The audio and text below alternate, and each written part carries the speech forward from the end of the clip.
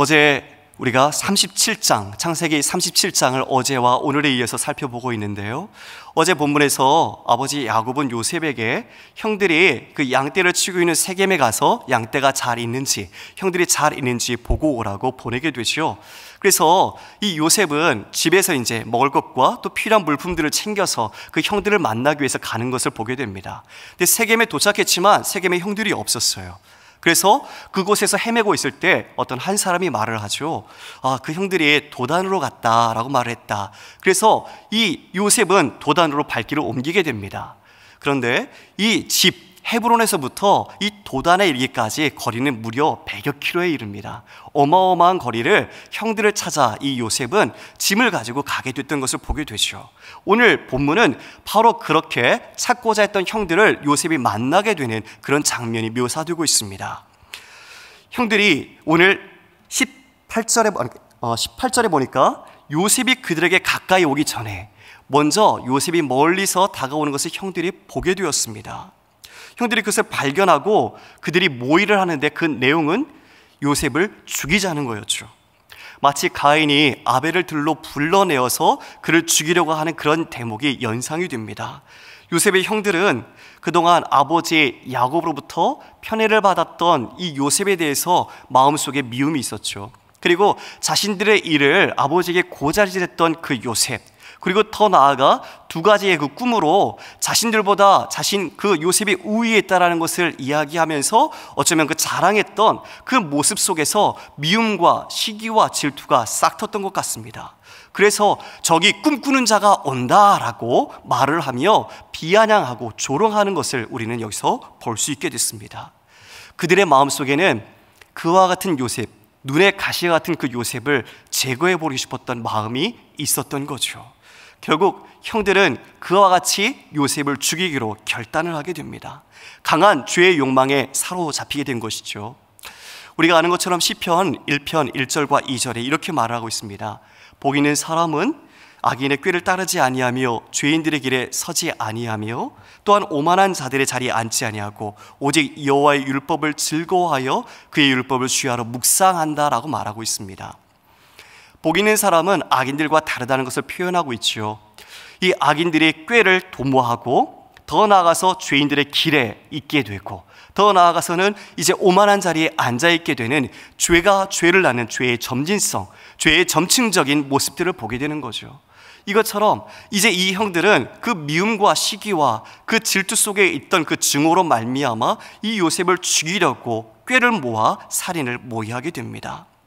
가인이 함께 아벨과 예배를 드렸을 때, 제사를 드렸을 때 아벨의 제사는 하나님께서 연락하셨지만 이 가인은 연락하지 않자 그의 낯색이 바뀌었죠.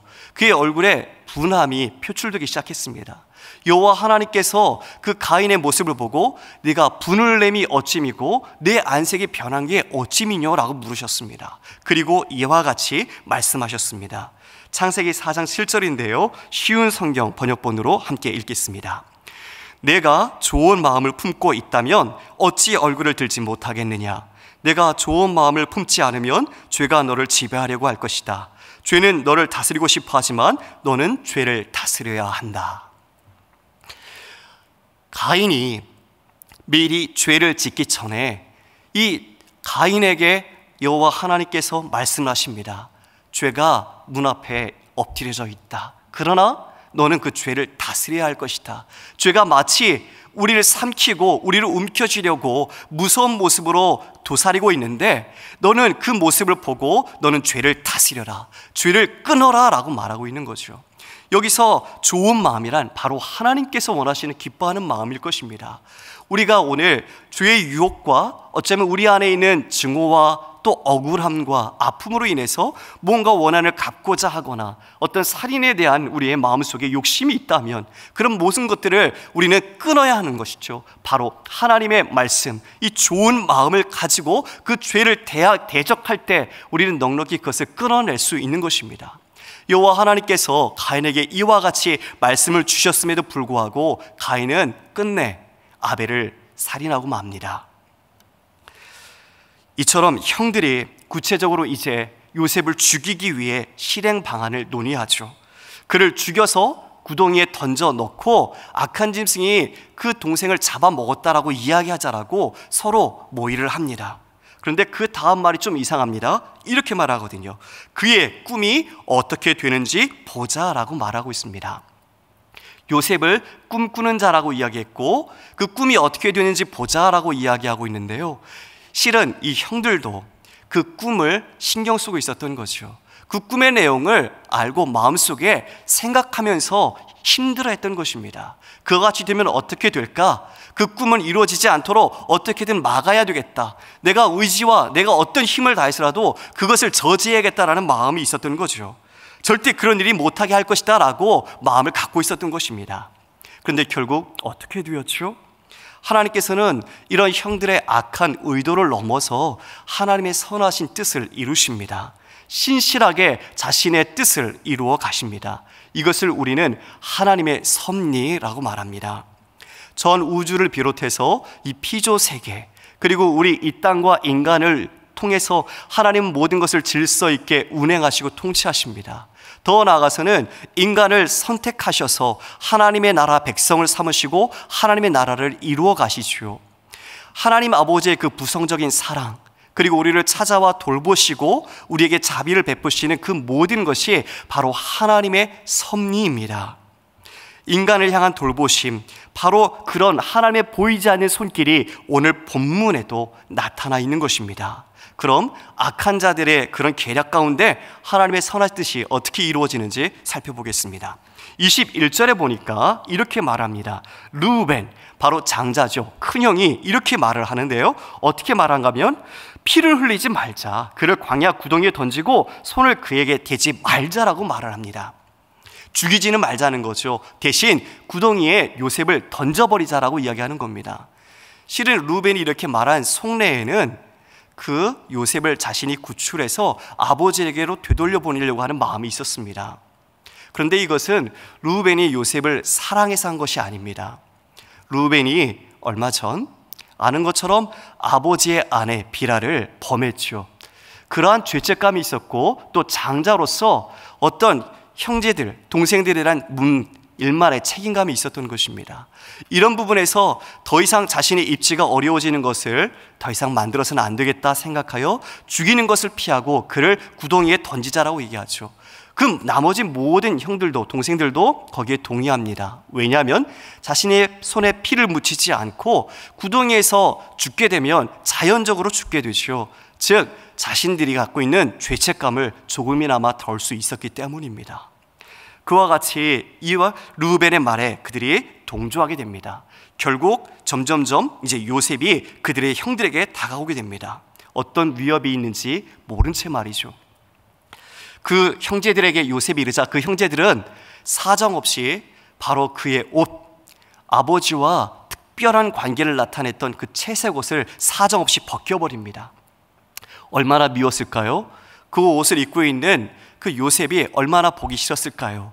바로 그 미움이 이 옷을 사정없이 벗기는 데서 나타나고 있는 거죠. 그리고 그를 바로 잡아서 구덩이에 던져버립니다. 다행히 그 구덩이는 빈 구덩이였다. 그리고 그 속에 물이 없었다라고 기록되어 있는데요, 그 구덩이는 물탱크와 같은 거죠.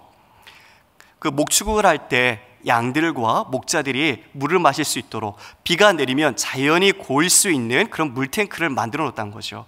마치 창의 모양처럼 밑에는 넓고 위에 입구는 좁게 만들어서 잘 덮을 수 있도록, 그래서 그 밑에 물이 고이거나 아니면 비어있을 때는 물자를 넣든지 아니면 사람을 가두기도 했습니다. 우리가 아는 것처럼 에레미야가 시대 뜰 안에 있는 구덩이에 갇혔던 것을 알게 되죠. 이와 같이 사람을 가두는, 지금 요셉을 그 구덩이에 던져 넣었던 것이죠. 아마 구덩이에 던져진 요셉은 자신을 살려달라고 형들에게 비명을 질렀을 겁니다. 자신을 구해달라고 애걸 했을 것입니다. 그러나 형들은 그 모든 외침과 그 비명을 다 거부했죠. 그때 그들은 그와 같이 동생을 구덩이에 던지고 나서 무엇을 했습니까? 25절에 보니까 그들이 앉아 음식을 먹다가 라고 말하고 있습니다. 동생을 구덩이에 집어 던져놓고는 요셉이 형들에게 주려고 갖고 왔던 음식들 있었겠죠? 그 음식을 앉아서 먹고 있습니다.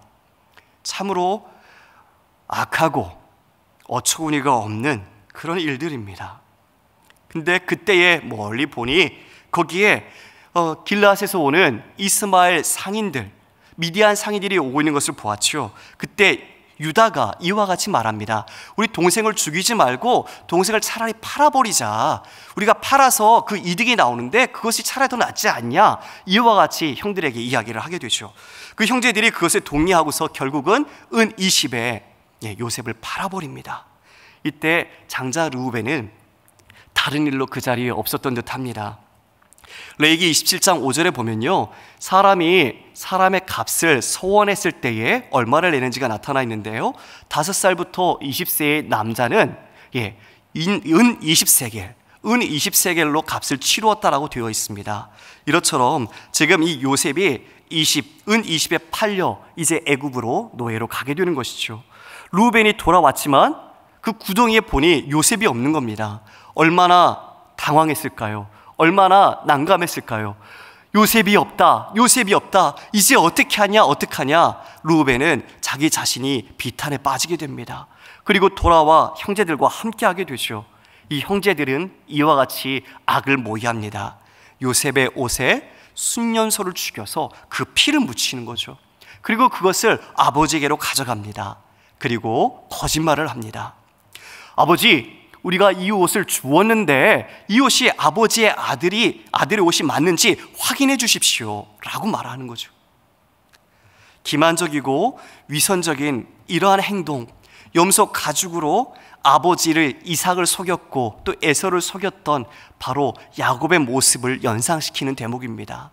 야곱이 그와 같이 아버지와 에서를 속이고 자신은 또 라반에게 속고 이제는 자식에게 속고 있는 운명과 같은 그런 삶을 보여주고 있는 거죠. 야곱은 그 요셉의 옷을 알아보고는 아주 그 짐승이 우리 아들을 잡아먹었다라고 말하며 큰 애통에, 큰 슬픔에 빠집니다. 어느 정도로 비통해 하는가 하면 그 모든 가족들이 위로를 해도 그 위로를 받지 않고 이제 나는 울다가 나는 죽을 것이다. 내 아들 저 요셉이 있는 수홀 그것으로 나는 내려갈 것이다 라고 말하는 거죠. 모든 인생의 의미와 내 삶을 살아갈 모든 힘을 다 잃어버린 것 같이 야곱은 이와 같이 표현하고 있는 것입니다.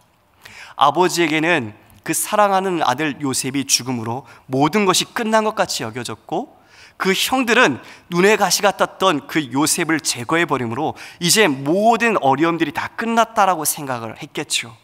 과연 그랬을까요? 우리 37장 36절을 쉬운 성경으로 함께 읽어보도록 하겠습니다. 시작. 그러는 동안 요셉을 산 사람들은 요셉을 이집트로 데리고 가서 보디발에게 팔았습니다. 보디발은 파라오의 신하였고 왕궁 경호대의 대장이었습니다. 여기에 그러는 동안이라는 말이 있습니다. 인간은 모든 것이 끝났다라고 이제 야곱은 더 이상 나는 살아갈 의미와 모든 소망을 잃었다라고 생각할 때, 그래서 슬픔과 좌절 속에서 통절하며 그의 생명을 내려놓고 싶어하는 순간, 또한 반면에 그 악한 형들은 이제 모든 것을 다 제거하고 이루었기 때문에 누구도 방해할 수 없다라고 이제 만연히 그 마음을 평안히 할 때, 우리 주님은 신실하게 자신의 일을 이와 같이 이루신 것입니다. 그러는 동안 악한 영들은 이제 자신의 세상이 된 거죠. 자신의 가정 안에서는 더 이상 자신들을 방해할 것이 아무것도 없습니다. 근데 야곱은 자신을 지금까지 그래도 신실하게 이끌어 오셨던 하나님에 대한 믿음과 확신보다는 요셉이 없는 그 슬픔과 애통이 너무나 커서 자신이 오히려 죽기를 바라고 있는 모습, 그리고 이제는 자신이 속였던 것처럼 속임을 당하고 있는 참 안타까운 상황 속에 놓여 있습니다. 요셉은 또 어떻습니까? 요셉은 자신의 의지와는 상관없이 또 자신이 꾼 꿈과는 전혀 개연성이 없는 것처럼 느껴지면서 팔려서 흘려가는 인생을 겪고 있습니다. 그 가운데 어떤 희망을 맛볼 수 있었을까요? 모든 것이 끝났다라고 생각하지 않았을까요? 참 이러한 가족과 이런 상황이 있나 싶습니다. 사랑하는 성도 여러분, 그런데 이러한 모습이 바로 우리 자신의 모습입니다. 뭐 하나 선한 것을 제대로 할 수 없게 무능력하고 또 부패해 있고 악한 우리의 모습이 있습니다. 그러나 그런 우리를 위해서 하나님은 함께 하시고 끝까지 우리의 다양한 인생들의 군상들을 붙잡고 하나님의 일을 신실하게 이루시고 맙니다. 우리는 그것을 오직 믿음이라는 렌즈를 통해서만 확인하고 볼 수 있는 거죠. 아시는 것처럼 이후 요셉은 애굽의 총리가 되죠. 그래서 수많은 거대한 이스라엘 민족을 이뤄낼 많은 백성들을 먹여 살립니다. 심지어는 그를 죽인 형제들까지도 먹여 살립니다. 그 형제들이 애굽에 와서 그와 함께 조우했을 때 요셉은 이와 같이 위대한 고백을 하게 되죠. 창세기 45장 5절을 우리가 함께 읽도록 하겠습니다. 당신들이 나를 이곳에 팔았다고 해서 근심하지 마소서, 한탄하지 마소서. 하나님이 생명을 구원하시려고 나를 당신들보다 먼저 보내셨나이다. 이 위대한 고백, 이것은 한순간에 깨달아지는 내용이 절대 아닙니다. 요셉의 그 인생 속에, 그 역경과 고난 속에서 하나님이 열심과 하나님의 일하심을 통해서 이 요셉에게 하나님이 누구신지 가르쳐 주셨고 요셉은 하나님을 알게 된 것입니다. 그래서 그를 자기와 같이 인도하신 그 하나님, 그분을 온전히 깨닫게 되었기에, 바로 그 하나님의 섭리를 알게 되었기에 이와 같은 위대한 고백을 하게 된 것입니다. 주님을 사랑하는 성도 여러분, 우리가 본문의 야곱과 또 야곱의 아들들과 다를 것이 없는 자들입니다. 그런 우리를 위해서 요셉이 예표하고 있는 예수 그리스도, 하나님께서는 바로 그 예수 그리스도를 우리를 위해 보내주셨습니다. 그리고 우리를 위해 살려주셨고 지금도 먹여 살리고 계십니다. 오늘 우리는 그렇게 오늘 하루라는 한 점을 찍으며 우리도 살아갑니다. 점과 점이 이어져서 선이 되고 선과 선이 이어져서 면이 되어 입체가 될 때 그 모든 형상이 분명히 드러나는 것처럼 우리가 지금 답답하고 어려운 시간을 보내고 있는 초유의 이 순간 속에서도 우리는 지금의 이 뜻을 알 수 없으나 우리의 시간이 지나서 마치 이런 면이 입체적인 모습으로 드러날 때 요셉이 하나님의 일하심과 하나님의 자신을 이와 같이 애국으로 보내신 뜻을 깨닫고 이 위대한 고백, 하나님이 나를 먼저 보내셨습니다 라는 이 고백을 하는 것처럼 우리 또한 이 인생의 시간 속에 그런 위대한 고백을 할 수 있으리라 믿습니다. 행여나 우리가 지금 그러한 고백과 또는 그러한 것을 깨닫지 못할지라도 성실하시고 신실하신 하나님은 반드시 그 선하신 뜻을 이루실 것을 믿습니다. 그러므로 이 시간도 하나님이 섭리 가운데 주어진 시간임을 믿고 우리는 믿음으로 이 길을 가야 될 줄 믿습니다. 우리 로마서 11장 33절로 36절 말씀을 읽도록 하겠습니다. 깊도다 하나님의 지혜와 지식의 풍성함이요 그의 판단은 헤아리지 못할 것이며 그의 길은 찾지 못할 것이로다. 누가 주의 마음을 알았느냐? 누가 그의 모사가 되었느냐? 누가 주께 먼저 드려서 갚으심을 받겠느냐? 이는 만물이 주에게서 나오고 주로 말미암아 주에게로 돌아감이라. 그에게 영광이 세세히 있을지어다. 아멘. 하나님께서 요셉에게 주신 그 꿈, 오늘 요셉은 그 꿈을 이루지 못할 절체절명의 위기에 놓여 있었습니다. 그는 죽을 수 있는 위기에 놓여 있었죠. 그러나 루벤 형의 말로 구덩이에 던져지게 되고 더 나아가 유다의 말로 애굽의 상인에 팔려지게 됩니다. 우리가 28절에 보면 그때에 라고 말하고 있거든요.